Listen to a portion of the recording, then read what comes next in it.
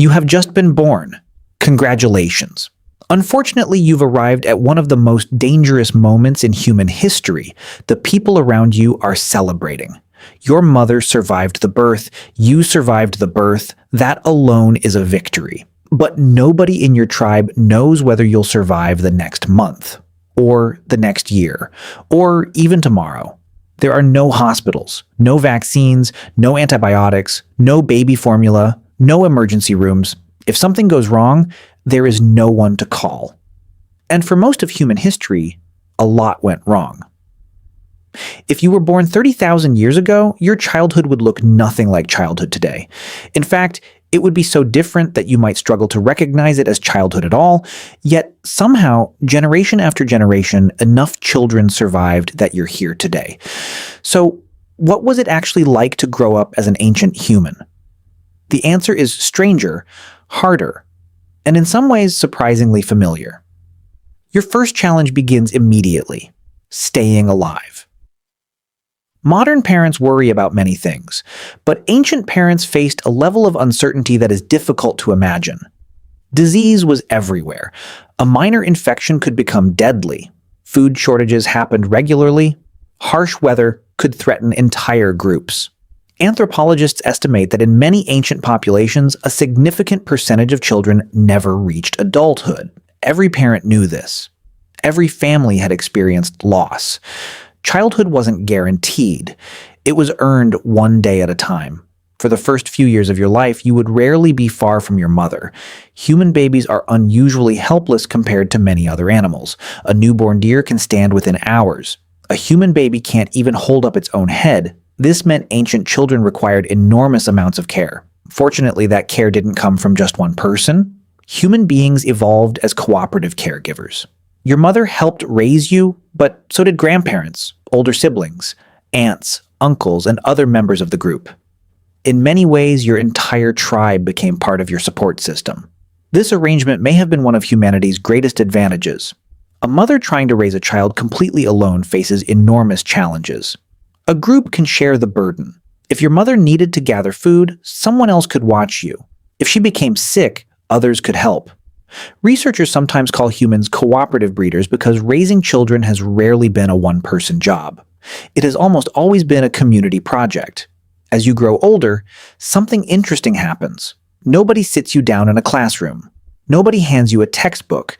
There are no exams, no report cards, no homework. Yet you begin learning almost immediately.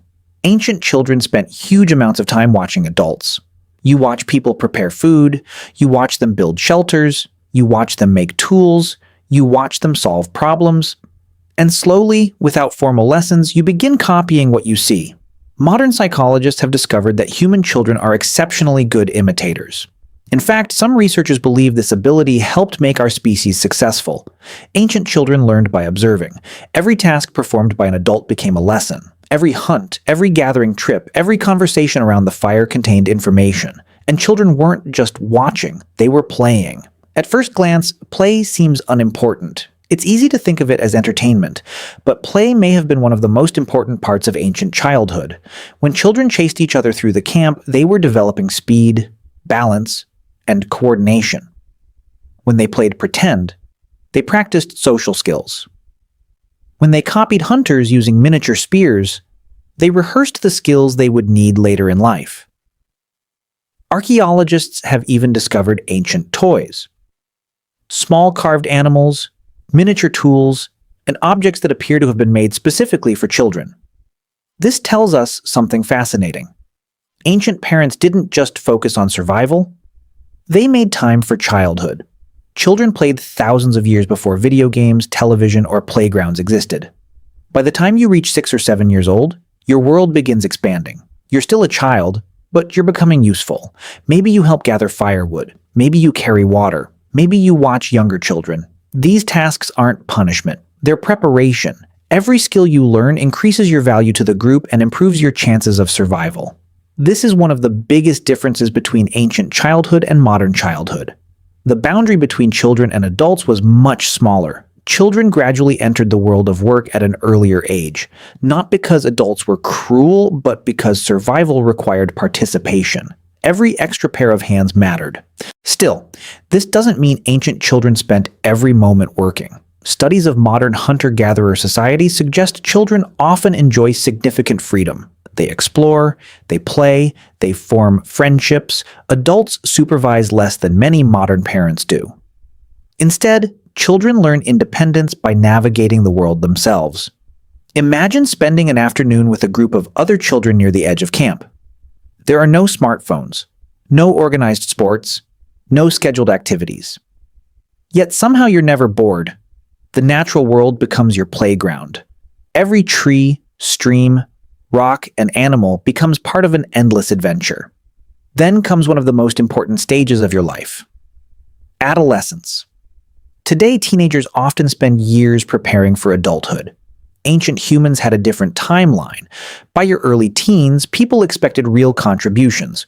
You might participate in hunts, you might help construct shelters, you might travel with gathering groups. The skills you've been practicing your entire life suddenly become essential.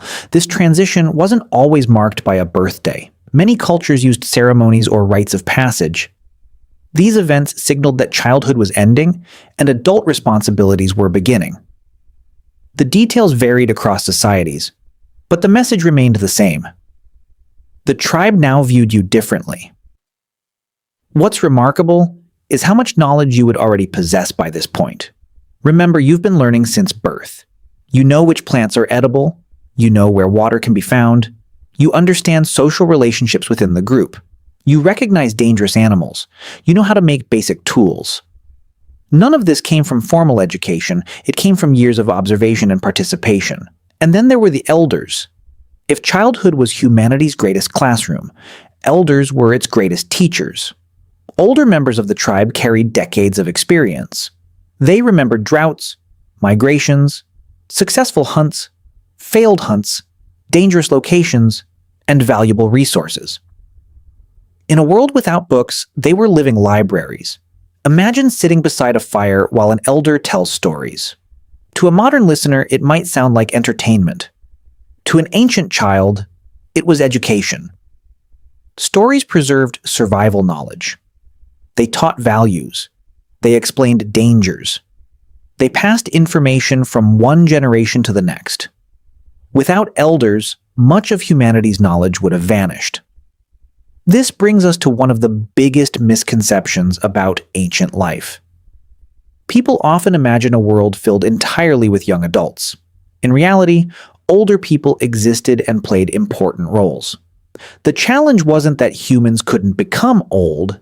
The challenge was surviving long enough to get there.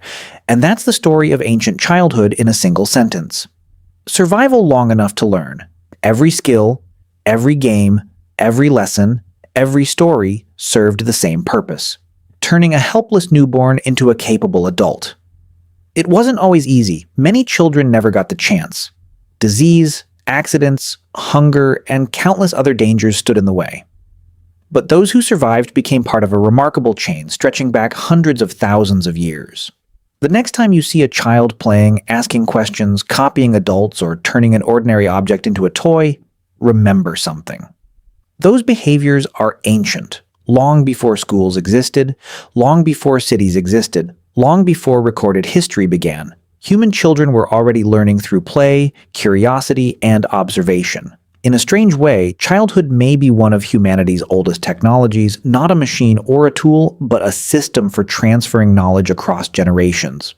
Every parent teaching a child, every elder telling a story, every child learning by watching. The system worked so well that it carried our species through ice ages, droughts, migrations, and countless challenges. You began this story as a newborn struggling to survive another day. If you've made it this far, you've accomplished something extraordinary by ancient standards. You've survived childhood, and for most of human history, that was one of the hardest things a human being could ever do.